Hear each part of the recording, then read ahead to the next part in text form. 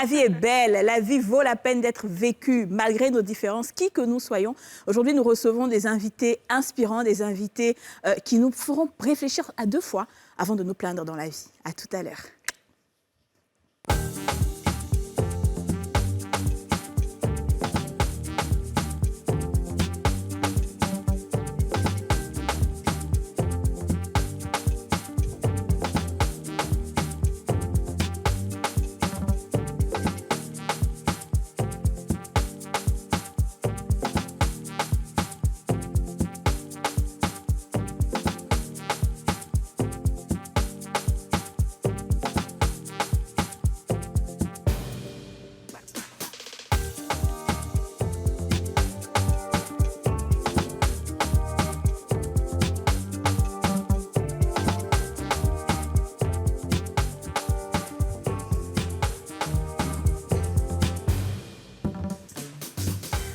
Bonjour à tous et bienvenue dans ce nouveau numéro des Femmes d'ici, l'émission en question, l'émission autorisée, l'émission la plus suivie du monde, l'émission préférée de Joe Biden, l'émission qui soigne toutes les maladies, l'émission qui donne des palpitations, qui donne des frissons. Si vous avez, quelle que soit la maladie que vous avez, regardez une seule chaîne, 4 femmes, Yasmine Reda, Dija Soro, Aurélie Eliam et Kadi Touré, et vous serez guéris. Comment ça va les filles?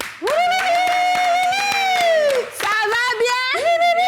Vous avez bien dansé? Une intro comme ça, même si on ne vaut rien, mais bon. Non, mais en fait, moi, je suis choquée, les filles, parce que je pensais que je ne savais pas danser, mais vous êtes nuls! C'est pas la chanson qu'on maîtrise. Non, c'est pas ça. Tu maîtrises quelle chanson? Attends. C'est la vérité, tu as dit. Non, c'est la vérité. Moi, mais aujourd'hui, c'est qu'il ne sait plus danser. Mais c'est qu'est-ce qui s'est passé? Dans mon cas, c'est l'âge. Mais vous, des jeunes filles comme ça. Moi, aujourd'hui, je suis habillée en maman Gertrude. C'est-à-dire que quand vous voyez la longue robe, elle... Je suis dépassée. C'est-à-dire que normalement, ça, c'est une musique qui est sur TikTok partout. Tout le monde se plaint que moi, je ne sais pas danser. Mais aujourd'hui, tout j'étais là. Et puis, Bouga.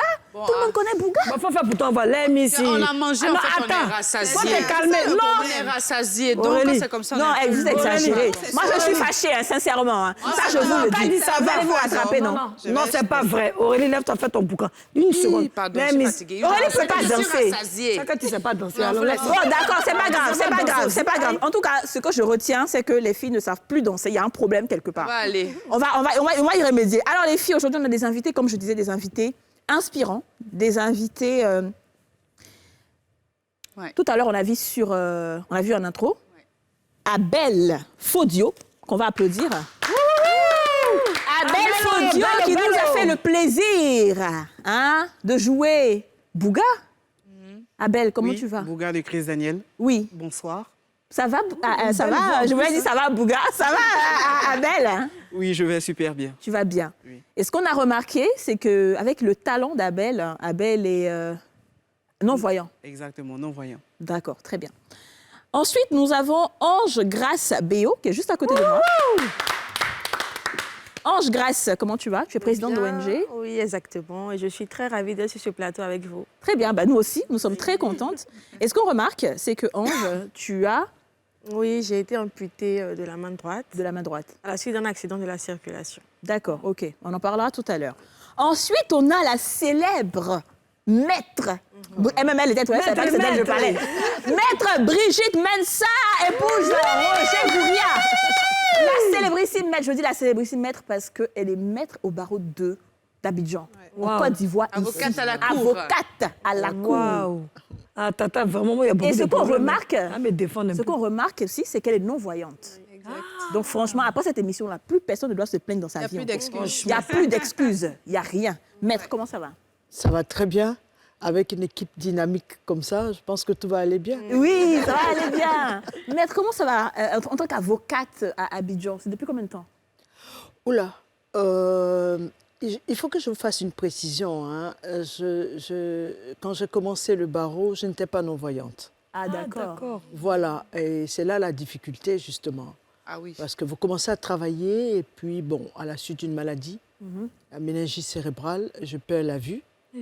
Alors, est-ce qu'il fallait s'arrêter? Non. Donc, voilà, j'ai continué. Très bien. Et tu vas me donner tous les topos. Y a Comment pas de tu as fait souci. pour t'adapter et tout sur tout ça. Avec Parce que comme on plaisir. le dit souvent, on a fait une émission ici, quand on a parlé des conjoints des personnes en situation de handicap, on a dit souvent, tu nais handicapé. OK, donc les gens s'habituent, mais souvent, tu ne nais pas, ça te surprend. Là, c'est encore plus difficile. Comment tu Exactement. t'adaptes? Il y a plein Exactement. qui peuvent sombrer. Très bien.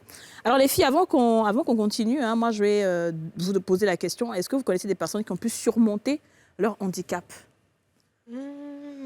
Écoute, je t'avoue que j'en vois dans mon entourage, mais pas dans mon entourage proche. Ouais. Par exemple, Maître Mensa, que j'ai eu l'occasion de rencontrer sur un tournage à l'époque, et son histoire m'avait vraiment marquée. Et je me suis toujours demandé comment est-ce qu'elle a réussi à s'en sortir. Et c'est la raison pour laquelle je me suis dit aujourd'hui, il faut qu'elle soit là pour nous donner son témoignage. Mais c'est vrai que en termes d'entourage, là, tout de suite, de mémoire, je n'en connais pas. Très bien. Dis-nous. Oui, je connais quelqu'un qui a surmonté la surdité. Donc, il lit sur les lèvres. Ouais. Il travaille. Vraiment, comme tout le monde, il travaille. Il a une vie sociale bien remplie. C'est quelqu'un pour qui j'ai quand même beaucoup de respect, parce que je trouve que c'est facile de se dire « Ah oui, j'ai tel problème, donc je ne peux pas travailler, je ne peux rien faire ». Mais non, lui, c'est un fonceur. D'ailleurs, il a une marque de chaussures, tout ça. Wow. C'est vraiment quelqu'un qui se bat et j'ai vraiment beaucoup de respect pour lui. Pourquoi? Voilà. Ça force le respect de toute façon. Hein. C'est ça. Dis-nous, Yasmine. Alors moi, oui, je connais une amie, une amie proche avec qui j'étais souvent. Très, très belle femme qui est mariée, qui a ses enfants. Et du jour au lendemain, elle a commencé à avoir de fortes migraines. Et à plusieurs reprises, elle allait à l'hôpital. On n'a jamais pu savoir ce que c'était. Et puis un beau jour, elle a commencé à avoir flou dans sa voiture. Elle a dû appeler son époux. Et puis ils sont allés directement, ils ont pris l'Eurostar. Ils sont allés à Paris pour voir ce qu'il en était. Et arrivé à l'hôpital, le docteur a dit s'ils n'étaient pas venus, là, elle allait mourir. Et en fait, elle avait une tumeur dans le cerveau. Du coup, elle a dû subir une opération, je ne sais plus de combien d'heures, parce que je ne me rappelle plus, mais en tout cas de plusieurs heures. Et à la suite de ça, elle a perdu la vue. Au départ, elle voyait un petit peu flou. Et par la suite, elle a subi encore d'autres opérations, et ainsi de suite, toujours pour la même maladie. Aujourd'hui, ça va faire, je ne peux pas dire n'importe quoi, peut-être 8 ans, oui, qu'elle est non-voyante. Mais je vous assure que si elle vient ici, là, on va demander si elle nous baisse. Elle est dynamique, elle voyage, elle bouge, elle se fait chic. Franchement, ça n'a jamais... peut-être qu'intérieurement, elle a peut-être ressenti des choses, mais comme ça, de visure, c'est quelqu'un qui apporte de la joie, qui c'est chic, qui critique même, qui est intéressante. C'est vraiment la go du béret, mais Top. Voilà. C'est magnifique. Alors, avant de revenir à nos invités, on va voir ce que la population ivoirienne répond à cette question-là. Est-ce que vous avez des personnes dans votre entourage qui ont réussi à surmonter leur handicap? On vous écoute.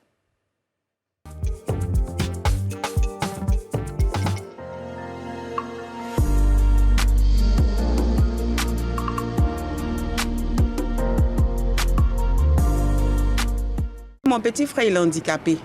Mais aujourd'hui, là, tu ne peux pas avec lui. C'est un peintre. C'est un don pour lui. Et quand je vois d'autres, ils sont handicapés et puis en train de mendier, j'ai mal au cœur. Voilà, j'ai mal au cœur parce qu'ils peuvent exploiter ça, leur handicap. Parce que moi-même, j'ai un exemple dans ma famille. D'autres s'en sortent avec ça. D'autres s'en sortent. À la mairie de Makori, on a plein d'handicapés. Ils sont à l'état civil. Ils s'en sortent, ils travaillent. Ces personnes-là, même en tout cas, vraiment que Dieu les bénisse. Parce qu'ils ne sont pas complexés. Et ce que je vous dis, c'est des handicapés graves. Mais avec ça, ils s'en sortent. État civil, service technique, et le recouvrement où nous sommes et tout ça. Ceux qui sont handicapés, qui passent le temps à mendier, ce n'est pas une bonne chose. Il y a des handicapés qui travaillent, ils font tout. Ils sont des boutiquiers, ils ont des boutiques, des activités. Donc, ils doivent exploiter leur handicap. Pas qu'ils vont passer le temps à mendier, pas une bonne chose. Être handicapé, c'est vrai, c'est une maladie, c'est vrai. Mais ne pas rester devant les mosquées et des églises pour pouvoir mendier. Bon, il y a certains, en tout cas, ils ont des emplois. Il y a d'autres, par contre, ils sont coordonnés. Ils préfèrent prendre au moins leur matériel, aller quelque part travailler et puis avoir de la nourriture. Il y a d'autres aussi, en tout cas, ils ont le diplôme. Avec le diplôme, ils arrivent à s'en sortir un peu. Très bien. D'accord. Alors, je vais commencer par Abel. Oui. Abel, Oui. dis-nous, depuis quand est-ce que tu es non-voyant? Je suis né comme ça. OK. D'accord. Et comment est-ce que tu as fait pour, on va dire, t'adapter en grandissant? Parce que j'imagine que tu t'es posé la question de savoir s'il y avait un problème ou pas dès le départ, non? Oui, il est clair que au fur et à mesure, quand tu grandis, tu remarques qu'il y a des personnes autour de toi qui sont un peu différentes de toi. Voilà, d'autres ont la possibilité de faire certaines choses que toi, tu te trouves dans l'incapacité de le faire. Voilà, donc il m'est arrivé de me poser cette question-là. Il m'est arrivé des fois où je me disais, mais pourquoi est-ce que c'est comme ça? Mais au fil du temps, j'ai fini par me faire une raison. Voilà, et puis avec le temps, j'ai appris à surmonter mon handicap. Tu as su que tu avais un don depuis le début? Oui, parce que la musique, pour commencer, c'est un don. Voilà, c'est un don parce que déjà à l'âge de 4 ans, je jouais très bien au balafon, à la monica également. Voilà, et c'est à l'âge de 7 ans que j'ai décidé de me consacrer au piano. Voilà, donc la musique pour moi, c'est d'abord un don. Mais à la maison, qu'est-ce qui a été mis en place pour toi te faciliter la vie dans ton quotidien? Comment est-ce que c'était? Il est clair que dans le début, c'était pas vraiment facile. Voilà, c'était pas vraiment facile dans mon entourage. À la maison, c'était vraiment pas facile. Mais avec le temps, bon, ils ont fini par comprendre que j'étais un peu différent. Donc, ils ont essayé de mettre tout ce qu'ils pouvaient mettre en place, en tout cas pour me permettre de pouvoir mieux me sentir. Mais au départ, c'était vraiment pas facile. Alors, vos parents, ils sont voyants ou non-voyants, vos deux parents? Oui, mes parents sont voyants. Vous avez des frères et des sœurs? Oui, j'ai des frères et sœurs. Est-ce qu'ils ont eu le même problème que vous ou bien la même situation, je veux dire? Non, pas du tout. Ça n'a pas été très difficile pour eux de vous adapter, non? Oui, ça a été dans les débuts, ça a été vraiment difficile, pour mais tout avec le monde. le temps, voilà, ils ont fini par s'adapter. Alors, vous avez dit, en fait, tu as dit tout à l'heure que tu as commencé la musique à l'âge de 4 ans, à manipuler des instruments de musique. C'est ça. Mais qui t'a mis un instrument dans la main pour savoir que tu avais ce don-là, justement? Très belle question. Il faut dire déjà, étant petit, j'aimais vraiment beaucoup, j'aimais écouter la musique, beaucoup écouter. Et c'est un jour, c'est mon père, voilà, en revenant, mon père, à l'époque, il voyageait beaucoup. Donc, il est revenu un jour d'une mission en Sierra Leone, si ma mémoire est bonne. C'est là qu'il m'a envoyé le balafon. Et tout de suite, j'ai commencé, voilà, à m'y mettre. Et ça, vraiment, ça sonnait bien. Et c'est très bien, tu le fais très bien. Alors, s'il y a une chose que je remarque chez Abel, c'est que tu es très jolie. Est-ce que tu sais ça? Un beau Tu es garçon, très beau. mais Ton cou est coupé, joli coupé. peau. Cou là, nous, on attache nos coups pour que ça se coupe comme pour toi, là. Mais on s'étouffe, donc on laisse. Bon, généralement, on a l'habitude de me dire ça, mais bon, je prends ça comme des compliments. Étant donné que moi, je ne peux pas me voir, donc je me dis peut-être que c'est juste pour me flatter. Mais non! Du tout! Tu as beau petit, chérie, tu as beau petit visage, beau petit Et puis, nez, tu vois comment tu bras, t'exprimes? Ça t'en Oui, choque c'est comme un vrai. qui m'a tué là où je suis assise, ça me plaît d'une On te manière. blague. Tu on savait même pas que les gens te disaient ça avant. Mais franchement, t'es Elle est beau. On va revenir à ta beauté tout à l'heure. Il est ému. Alors ensuite, Ange, dis-nous, dans ton cas, tu dis que c'est lors d'un accident. Oui, lors d'un accident de la circulation, en fait, Il y a c'était combien d'années? il y a 5 ans maintenant. Ah, c'est Donc, proche. c'était en décembre 2016. Avec des amis étudiants, l'université avait organisé une excursion parce que notre université avait une autre branche dans une autre ville proche d'Abidjan. Donc, on allait comme ça en excursion, comme chaque année, depuis la première année. Et cette année-là, j'étais en licence. J'avais 17 ans, j'étais en licence, j'étais contente d'être avec mes amis et tout. Donc, je me suis dit, bon, vu que chaque année, on y va, cette année, cette année, on peut y aller. Et c'est comme ça, sur la route, il y a eu crevaison de pneus du car et il s'en est suivi plusieurs tonneaux. Et c'est durant ces tonneaux-là que j'ai perdu mon bras. Vous sur étiez le beaucoup? champ. Oui, nous étions nombreux dans le car. Ah, tu as perdu le bras sur le champ. Oui, sur le champ. Et ça s'est amputé sur Oui, le sur champ. le champ, oui. C'est même pas à l'hôpital qui te Non. l'ont fait. Et les autres personnes ont eu... Non. C'était toi seul? Amputation, oui. Mais ça fait. Bon, c'est bête ma question, mais je la pose souvent. Est-ce que tu as senti la douleur sur place ou bien c'est après? Non, sur place, en fait, le choc était tellement violent que j'ai rien senti, franchement. Jusqu'à l'arrivée des ambulances, enfin, tout le visage, tout l'os était à nu, carrément, je ne sentais rien. Et c'est... Tu étais dans Juste un au soir. état presque comateux, Voilà, en fait. exactement. Mais le pire, c'est que j'étais réveillée, en fait. C'est ça. J'étais réveillée, mais je ne sentais rien. C'est ça. Donc, j'ai appelé une amie pour dire « Ah, Joël, je ne sens pas mon bras. Je ne sens pas... » Donc, pour me calmer, elle m'a dit « Oui, ça va, c'est juste le choc et tout. » Donc, le bras n'était plus là, en fait. Mais comment tu as vécu l'après? Parce Ah, que c'est déjà un choc de perdre son bras pendant un accident. Mais toi qui étais une jeune fille pleine de vie avec tous tes membres, comment tu as vécu l'après? Après, c'était très compliqué. C'est un recommencement, en fait. C'est que beaucoup de personnes sont passées par là, mais chacun a sa propre expérience. Ouais. Pour moi, j'étais droitière. Donc, ça allait être comment j'allais écrire. J'étais en année de licence, je venais de commencer. Est-ce que j'allais pouvoir avoir ma licence comme tout le monde? Est-ce que j'allais pouvoir avancer? Parce que depuis toute petite, j'ai un rêve, c'est d'être juge. Et donc, j'ai eu mon bac à 14 ans, par la grâce de Dieu. Wow. À 17 ans, j'étais en licence. Donc, Smart! Very donc, je me suis dit, est-ce que je vais y arriver? Et par la grâce de Dieu, cette année, j'ai 22 ans et je suis en train de terminer mon Master 2. Oh, good. Ah! Merci. Donc, ça n'a pas été facile. Il y a eu beaucoup de questions. Est-ce que je vais y arriver? Et surtout, qui va m'aimer comme ça? Ça, c'est la question que je me suis posée quand je suis sortie de l'hôpital. Qui va m'aimer? Est-ce qu'on va me regarder? Comment je vais vivre avec le regard des autres? Et j'ai vraiment travaillé avec ça.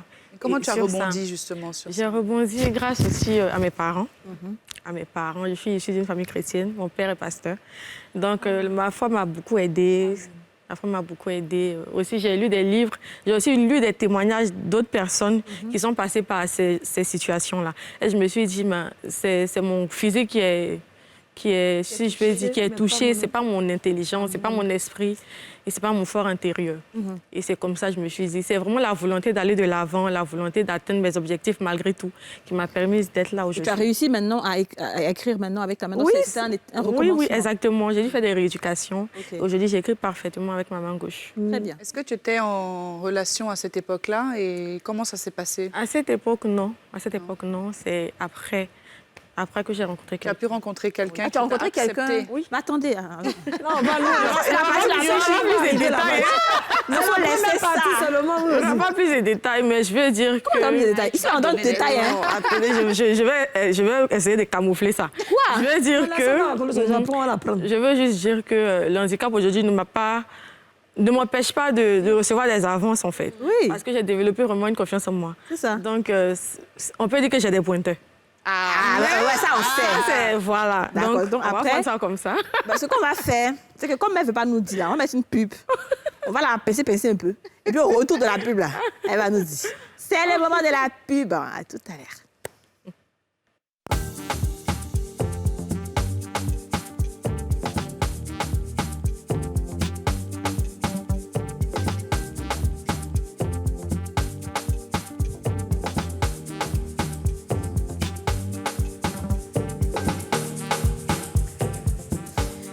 De retour sur le plateau des femmes d'ici, on parle aujourd'hui avec Maître Brigitte Mensah, Ange Grace Béot et Abel Faudio.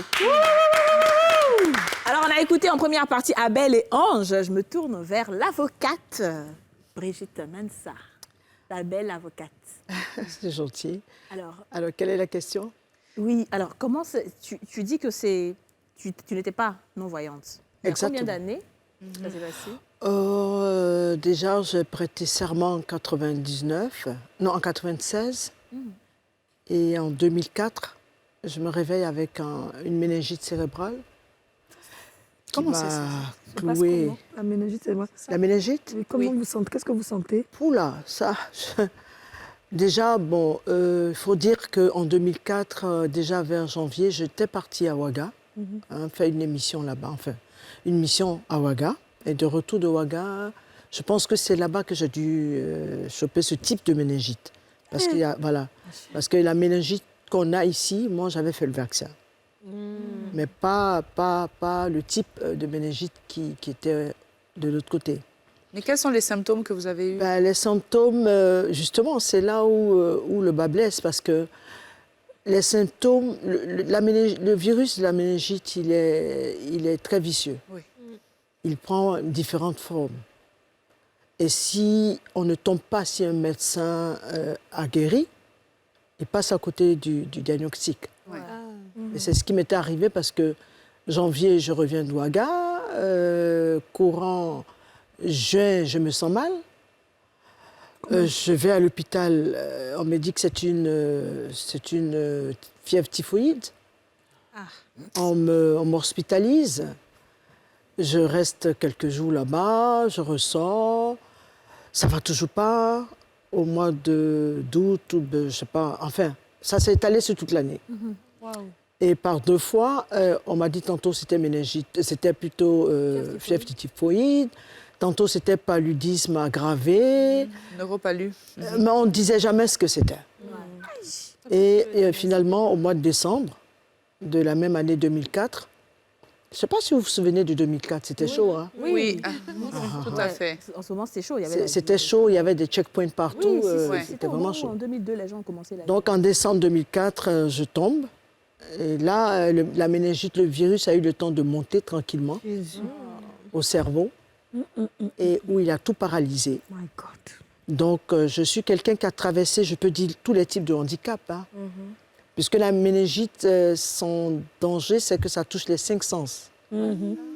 L'ouïe, le parler, le goût, tous les sens. Donc je ne parlais pas, je ne voyais pas, je n'entendais pas, j'étais couchée comme un légume. Bon, compliqué, hein. Et à force de traitement, on réussit à me rattraper un tout petit peu ici. Et puis après, on me dit, il faut continuer en France. Mais comment aller en France alors qu'on était en pleine crise? Donc, on réussit quand même à obtenir une évacuation. Et là-bas, je réapprends à parler, je réapprends à entendre, je réapprends à... Mais ici, déjà, ils avaient déjà fait du boulot, hein. Il faut le dire. Je tire mon chapeau au médecin et je salue mon médecin.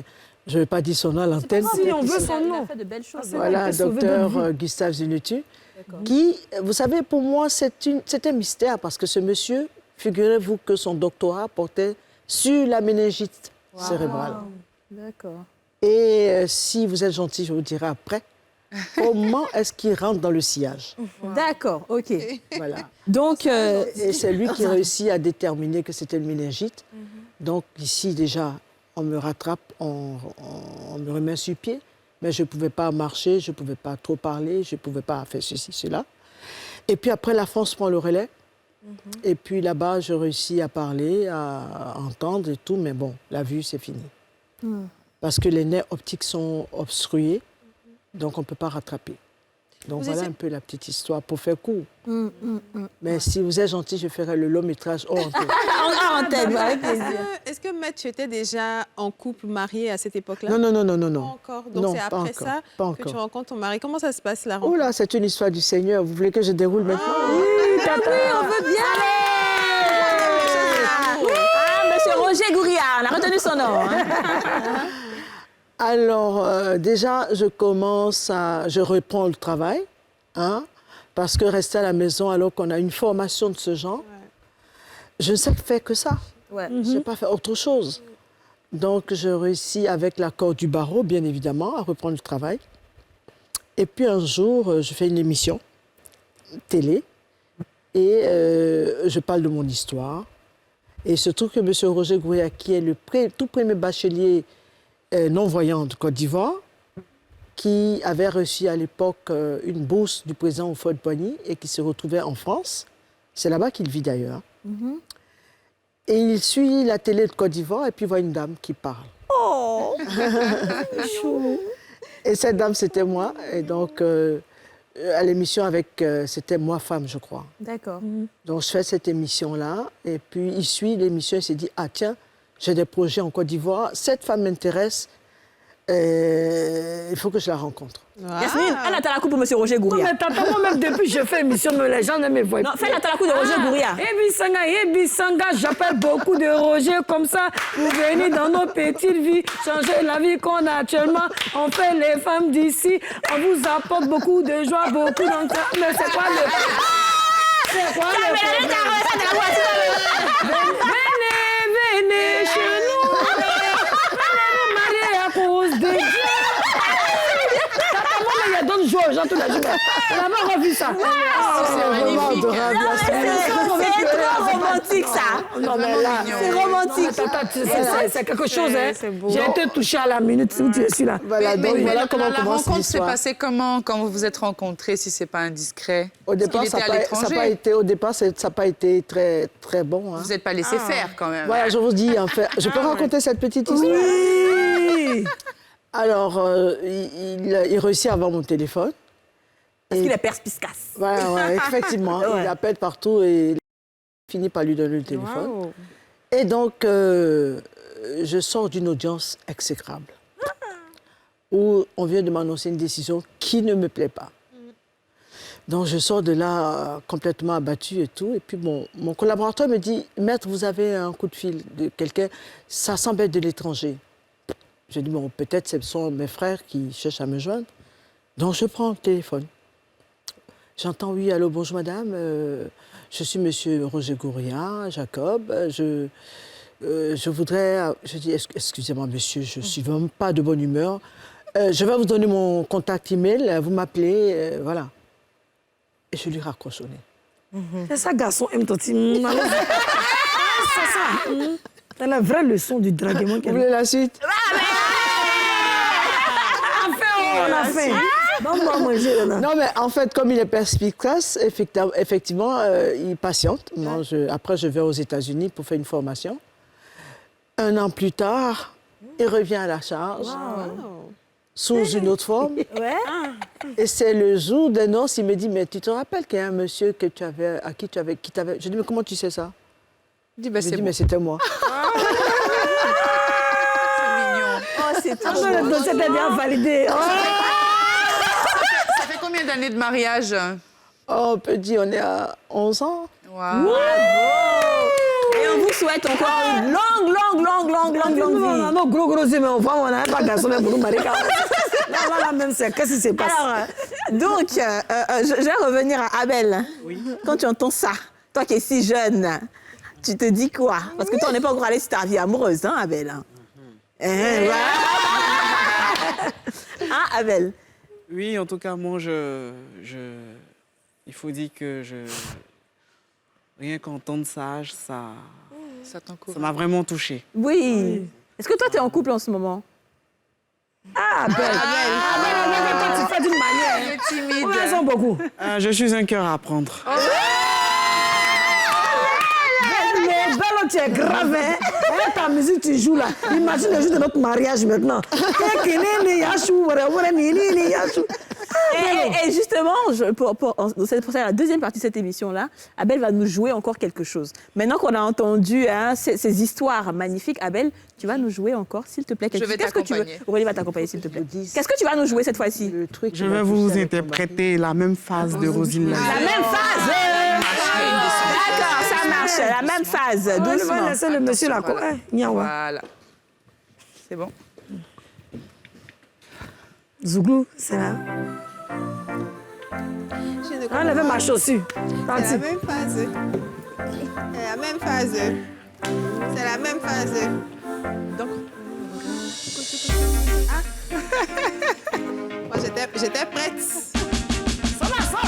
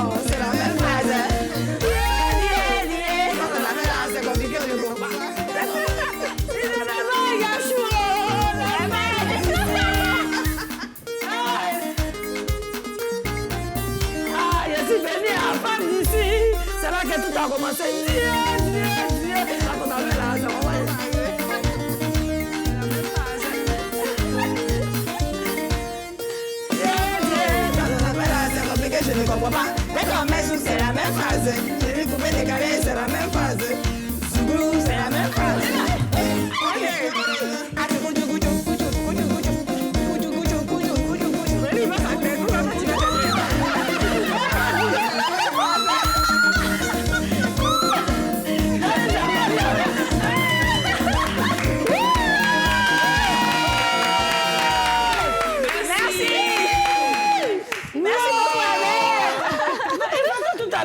Tu mets la musique pour qu'elle fasse un attel à la coupe pour toi.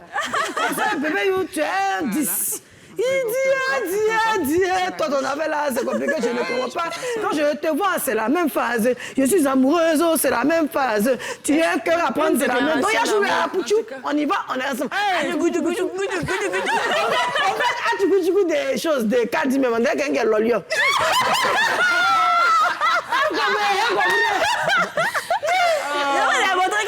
C'est vous qui refusez de croire. Je voulais revenir vers Maître Mensah. Oui. C'est vrai que déjà le barreau, enfin même devenir avocate, c'est quelque chose quand même qui est très difficile en temps normal. Donc en plus que vous avez dû réapprendre tout. Donc comment ça s'est passé ce processus-là? Comment vous avez commencé et puis pour réussir justement à revenir au top, comme on dit à la barre? Alors c'est pas facile, hein. Ça n'a pas été facile du tout parce que déjà, tout à l'heure, ma sœur disait le regard des autres. Ouais. Au départ, j'étais à la maison et puis je me suis dit, attends, il faut que je bouge un peu, je ne peux pas rester là comme ça. Mais quand vous sortez et que vous avez l'impression que tous les regards sont braqués sur vous, vous n'osez pas faire un pas en avant. Donc, je fais comme ça, et puis je rentre dans ma coquille. Ça s'est passé comme ça plusieurs fois, puis un matin, j'ai dit, bon, on s'en fout, hein. Après tout, je n'ai pas volé, je n'ai pas tué quelqu'un. Donc, je prends une canne, et puis je dis, bon, écoutez, on va m'accompagner. Et, miracle, je vais jusqu'à la boutique, je reviens, personne ne s'est moqué. Au contraire, les gens étaient pleins de sollicitude, voulaient « Ah, madame, attention, il y a le caniveau qui est là, on dit au guide... » Vous êtes allée toute seule? Voilà, non, je n'étais pas seule, je ne pouvais pas seule.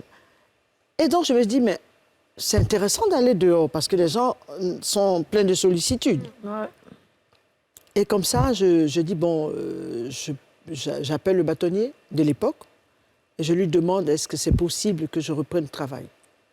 Il m'a dit, est-ce que tu pourras, parce que, bon, comme vous l'avez dit, comme tu l'as dit tout à l'heure, c'est beaucoup de textes de loi, beaucoup de documentation, beaucoup de recherches qu'il faut faire et tout ça. Mais vous n'avez pas tout oublié non plus, il y avait quand même quelque chose. Non, on n'oublie pas l'essentiel. Ah, d'accord. C'est comme quand vous apprenez à nager. Oui. Même si vous ne nagez pas pendant longtemps, si on vous jette à l'eau, les réflexes reviennent. C'est comme si tu es ri. Dès que tu me jettes, maintenant tu as ri. Voilà. C'est ça, donc on rit seulement. C'est ça. Oui, oui. Et donc, le bâtonnier de l'époque me dit, bon, si tu te sens à la force, il n'y a pas de problème, on va t'accompagner. Et donc, je prends une audience, je les informe et tout. Bon. Il se trouve qu'ils étaient dans la salle le jour où j'étais là. Et puis, ils ont vu que tout se passe bien. Ils m'ont dit, OK, tu peux continuer. D'accord. Est-ce que vous, à la maison, bon ça c'est le volet travail, mais à la maison, est-ce que par exemple vous faites à manger? Comment vous vous organisez? Ah oui, je fais à manger. Je fais à manger. Comment? Mais il y a beaucoup d'accidents. Hein, et mon mari me dit, quand on te regarde, on n'a pas envie d'être aveugle. Ah non, sa phrase exacte, c'est « tu donnes même pas envie d'être aveugle ». Je dis « mais comment ça ?» Il me dit, mais tu passes tout ton temps à te cogner Mais lui, il est plus habitué peut-être. Ah oui, lui, c'est le général. Il est malvoyant comme vous également. Mais c'est ce qu'elle a dit. Elle dit qu'il était le premier bachelier non-voyant. Oui, c'est ça. D'accord. T'as ton petit secret que tu voulais me dire. Ah non, c'est une histoire de la chouette, là. Oui. Bon, c'était son topo de drague. Hein. Ah. Oui, le vieux pas aussi. Oh. Il me dit, parce que j'étais un peu dur, il faut le reconnaître. Mais c'est bien. Et il me dit, mais est-ce que tu connais la femme du taureau? Non, je crois. Ah, de l'hibou. Bon, la femme du... Parce qu'il m'a dit... J'oublie la question. Ben, attends. Voilà. Il m'a dit, comment s'appelle la femme du taureau. Je dis, je sais pas. Il dit, ah bon, tu sais pas? Je dis, non. Il me dit, réfléchis encore. Je dis, non, je vois pas. Il dit, la vache. Je dis, ah bon? Il dit, parce que toi, tu es vache avec moi. Mais j'arrive. Après, il me dit, mais... Après, il me demande, est-ce que tu connais la femelle de l'hibou? Je dis, non, je ne vois pas. Il dit, la chouette. Parce que je veux que tu sois chouette avec moi. Il connaît. Pour nous, là, il va te dire, t'as un comportement dans ça, tes trucs dans lesquels tu ne laisses pas ça, tu vas voir. Donc, tu vois, c'est le truc qu'on ne comprend pas. Ce que j'ai envie de savoir, maître, rapidement, c'est quand un client vient, parce que tu es avocate, il y a des gens qui te choisissent pour les défendre. Exactement. Est-ce que les gens n'ont pas un peu de réticence en se disant, je vais prendre une femme qui est aveugle et tout? Toujours, ils ont toujours de la réticence. Ouais. Mais quand ils gagnent leur procès, ben c'est waouh, quoi. Dans la pratique, je vous raconte une anecdote. Un jour, je suis à l'audience, je plaide, et puis je sors de l'audience, je m'en vais. Il y a une dame dans la salle qui me suit. Donc, dans le hall, je commence à enlever ma robe. Et puis, elle vient devant moi. Le collaborateur dit qu'elle veut me parler. Je dis, oui, madame. Elle dit, on m'a dit que vous ne voyez pas. C'est vrai? Je dis, oui. Et puis, elle me fait ça. Je dis, mais pourquoi vous passez la main devant moi? Elle dit, mais vous voyez? Je dis, non, vous avez fait un mouvement. Parce que vous voyez quand même les reflets ou bien comment ça se passe? Elle sent peut-être. J'ai senti le mouvement. J'ai juste senti le mouvement. Il y a peut-être un sens qui est développé, non? C'est comme ça, vous développez d'autres sens, il paraît. Exactement. Voilà. Exactement. Oui, ça va, c'est ce Mais dans la pratique, comment ça se passe? Tout comme je sais qu'elle, par exemple, elle est en train de... Elle fait comme ça. Didia. Elle qui est de l'autre côté. Comment tu sais, Tanti? Moi, je suis grosse. Mais tu as déjà dit que tu étais grosse. Mais moi, je fais quoi? Ben, toi, oui. On m'a déjà dit que tu es grande de taille, tu es belle, et que tu ressembles à une peule. À une peule? C'est Yasmine qui a dit ça. Rapidement, Kadi, moi, je voulais juste savoir, dans la pratique, comment ça se passe lorsqu'il s'agit d'analyser des dossiers? Je sais que vous avez dû quand même apprendre le braille pour essayer d'écrire ou des trucs. Oh là, est-ce qu'il y a des gens... Comment ça se passe, justement, dans la pratique? Non, le braille était difficile pour moi parce que je vous ai parlé de la méningite. C'est ça. Et la méningite, les sens, parce que le braille, il faut avoir le toucher très, très sensible. Je n'ai pas trop le toucher sensible. J'ai essayé le braille, mais c'est un peu compliqué. Il faut dire que j'ai des collaborateurs qui... Et puis, je suis obligée de rendre mon cerveau en ordinateur. Par exemple, quand je fais un discours, une conférence que je dois plaider, je rédige moi-même. J'ai le plan dans la tête. Et une fois que j'ai enregistré le plan, je déroule. Vous en parlez et puis ils écrivent. Ça, c'est une intelligence hors du commun. Et ça développe autre chose, en fait. Ah oui. Waouh. Alors, on marque une pause publicitaire et on revient sur ce plateau avec nos 3 invités. À tout de suite.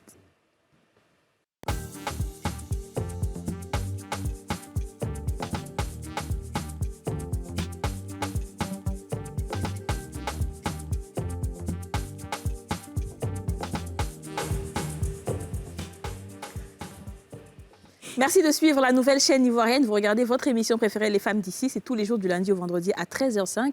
Et aujourd'hui, le thème, c'est ma différence, ma force. Nous sommes avec Maître Brigitte Mensa, Ange Grace Béo et Abel Faudier. Bon, les filles, je vous laisse. Alors, Grace. Oui. Ah, Grace, ça va? Ça va. Grace, ton histoire m'a touchée.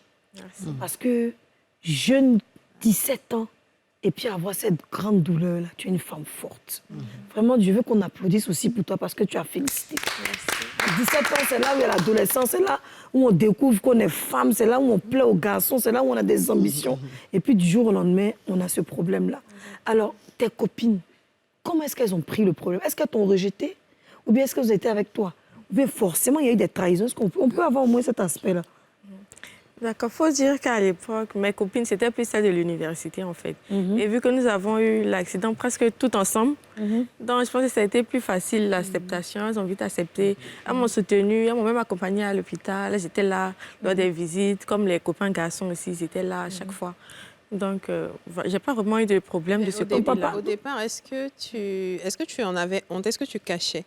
Oui, ah oui, bien sûr. J'avais des foulards de toutes les couleurs. Donc, chaque vêtement, il y avait son foulard qui allait avec. Et je cachais mon bras. Avec ça même, j'ai eu quelques histoires avec des chauffeurs de taxi. Parce que sous nos yeux, on ne donne pas l'argent avec la main gauche. Ah, oui. Et donc, vu que je cachais mon moignon avec le foulard, à chaque fois, on m'insultait et tout.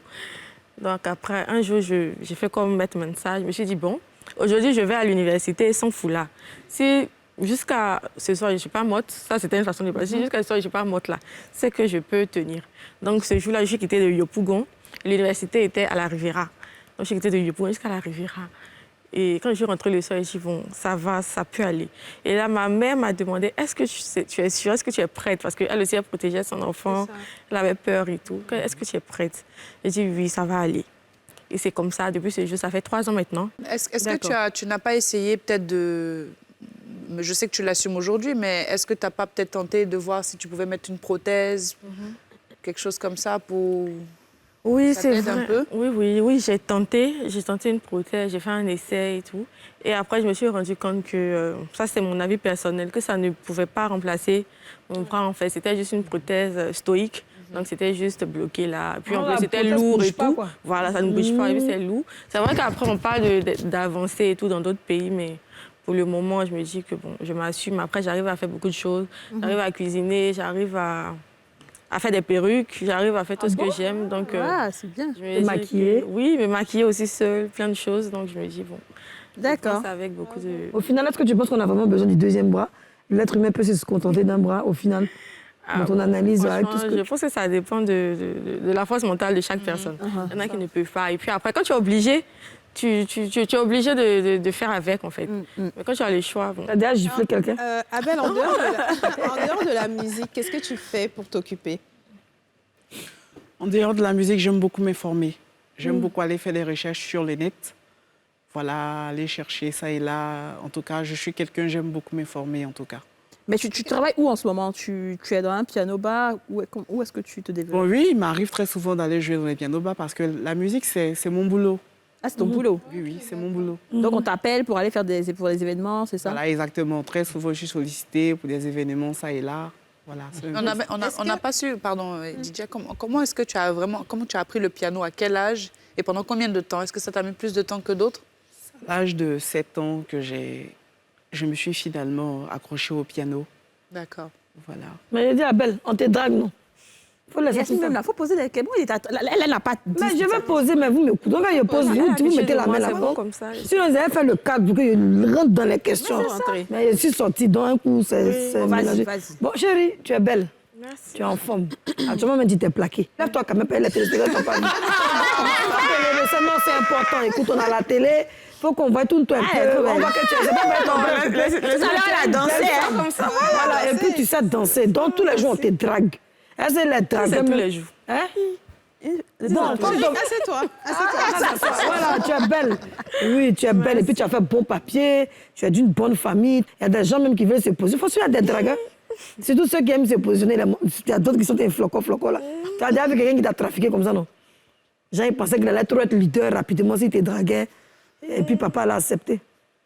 Non, pas vraiment. Ah, toi aussi, il faut dire la vérité. Non, sérieux, pas vraiment, non.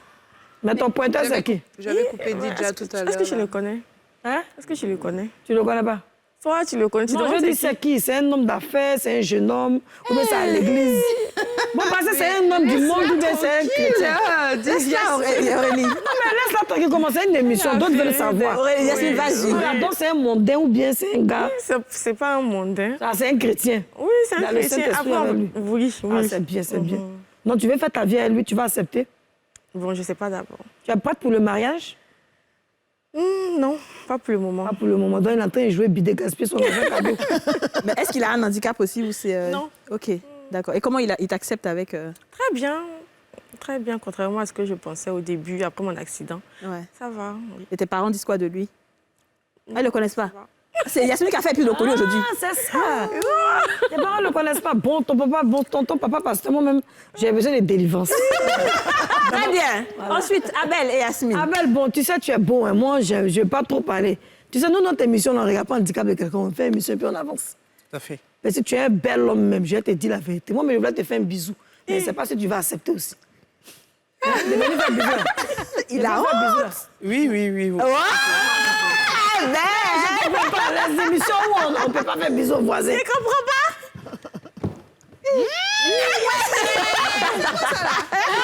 Je vais faire bisou à mon compagnon de gars. Tu es un joli garçon, Abel. Moi-même, je vais te draguer après l'émission parce que j'étais mariée avant. Je suis quittée dans ma relation. Non, tu es monsieur à la région d'un homme qui ne peut pas. J'aime danser. On enlève les lunettes d'Abel, il est comme ça. Il est tout rouge. Alors, Abel, au cas où tu ne me connais pas, je m'appelle Yachou Bourewara, je suis grande de taille, je fais 1m80. J'ai une grosse poitrine. Yasmine. Je n'ai pas trop de fesses, mais je suis large comme une femme libanaise. J'ai un petit nez de grands yeux. Donc, tu n'as pas affaire à n'importe qui. Tu as fait un modèle très, très fort. Un 4x4. Mais est-ce que tu as parlé un maître? Bon, maître, moi-même, tu sais, quand j'étais petite, je voulais être avocate des enfants. Pour plusieurs raisons particulières, d'un vécu, bon, bref. Et bon, j'ai vu que vraiment, c'est trop de papiers. Hein. On nous a dit à l'époque qu'il faut faire 7 ans pour faire ces études-là. Mais aujourd'hui, ton mari, tu as quand même une petite longueur d'avance sur lui, maître. Parce qu'avant, tu n'as pas longtemps tu n'as pas très longtemps, on va dire quelques années, que tu as eu le problème de la vue. C'est ça. C'est partie de la maladie, donc tu maîtrises beaucoup de choses. Maître, hein? Non, mon mari est général dans tout. Ah! Non, il connaît tout, il connaît affaire là. Il connaît tout. Ah! Mais attends, mais je rêve ou quoi? Non, attends, non, il n'y a pas son 2. Non, il n'y a pas. Même dans ceux qui voyaient avant, tu n'as pas vu dedans. Ah non, s'il te plaît, fais-lui un petit bisou. Un bisou à l'antenne, t'attends là. En tout cas, je l'embrasse très fort. Yeah. Non, et puis... Super. Très bien, merci Yasmine. Mais c'est pas possible. Alors, entendu ça? Aujourd'hui, Abel, qu'est-ce que toi tu peux dire aux personnes qui sont non-voyantes comme toi et qui se disent « je ne peux rien faire » Moi, je pense que on a pour habitude de dire comme ça que de la manière dont tu te vends, c'est comme ça qu'on t'achète. Ouais, très bien.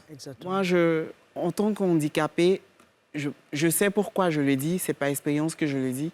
Je vais dire à tous ceux qui sont handicapés comme moi de ne pas penser que le fait d'être handicapé, c'est une fatalité. Parce que aujourd'hui, on doit se dire que c'est un combat que nous devons mener au quotidien. Parce qu'aujourd'hui, c'est nous, handicapés, qui devrons montrer à tous ceux qu'on dit aujourd'hui qui sont valides qu'on est certes handicapés, mais mis à part le fait qu'on est un handicapé, on a beaucoup d'autres vertus. Bien sûr. Qu'on peut partager. Bien sûr, je suis d'accord avec toi. Voilà, Très bien. Parce qu'on se complète. C'est ça. Voilà, on se complète. Aujourd'hui, je vais tout de suite prendre un exemple sur moi. Quand je joue au piano, par exemple, il y a des personnes dites valides qui m'approchent, qui me disent « Mais comment tu arrives à faire ça? Comment tu arrives à faire ceci? Mais attends, tu ne vois pas et tu arrives... » Nous-mêmes, on est valides, mais on ne peut pas faire ce que toi tu fais. C'est ça. Je dis, vous voyez, c'est ma manière à moi de communiquer avec vous. C'est ça. Parce que j'ai quelque chose que vous recherchez. Ouais. Donc moi, je pense que je vais dire à tous ceux qui sont handicapés comme moi d'arrêter de s'apitoyer sur leur sort. C'est ça. Et de se faire une raison. Très bien. De se faire une raison et il faut toujours se battre. Merci beaucoup, Abel. Ça, c'est très bien dit. C'est très bien dit, très bien résumé. Mais quand dit la jeune dame, elle a dit, elle fait quoi? Elle est présidente d'ONG et elle vient d'avoir son... Oui, Ça vous travaillez où ça? Oui, je suis en train de... Ça vous travaille où ton petit travail? Oui, bien sûr. Elle a toujours voulu être juge, justement. Avant son voici ta fille hein, dans l'émission, Oui, on fait des arrangements. Oui, tout à l'heure, elle m'a déjà approché. On va se voir en antenne. D'accord, ça marche. Voilà. Alors, on est déjà à la fin de l'émission. Hein. J'ai pris le mot de fin d'Abel. Mais Abel, avant de fermer l'émission, tu vas nous faire un autre son, d'accord? Oui, avec plaisir. D'accord, donc Aurélie, s'il te plaît, le temps que je prenne les mots de fin, tu vas l'accompagner à son piano. Maître, qu'est-ce que tu peux dire aux gens qui aujourd'hui te regardent et qui se disent « je suis peut-être non-voyante, mais je ne sais pas quoi faire de ma vie ». Ben, je voudrais les encourager à aller de l'avant parce que le handicap n'est pas une fin. Ouais. Ce n'est pas la fin de tout. Au contraire, c'est le commencement d'une autre vie. J'aime à dire que j'ai l'avantage d'avoir vécu 2 vies en une. Ouais. Voilà. Donc, quand une porte se ferme, il y a toujours une autre qui s'ouvre quelque part. Très bien, c'est bien dit. Et Ange, ma chérie, dis-moi. Oui, moi, je suis tout à fait d'accord avec Maître Mensa. Ouais. Que j'aimerais dire à ces personnes-là que le handicap n'est pas une fin en soi. Moi, aujourd'hui, j'ai pu avoir beaucoup de portes ouvertes parce que j'ai réussi à m'assumer et j'ai repris confiance en moi. Très bien. Donc, il ne faut pas baisser les bras. Surtout. Très bien, merci beaucoup. Comme je l'ai dit en début d'émission, la vie vaut la peine d'être vécue et je suis sûre qu'après cette émission, il n'y aura plus d'excuses. Quelle que soit la situation que vous traversez, il n'y a pas d'excuses. Merci de nous avoir suivis, mais vous ne partez pas. On va écouter Abel qui va nous démontrer une fois de plus son talent. On t'écoute, Abel.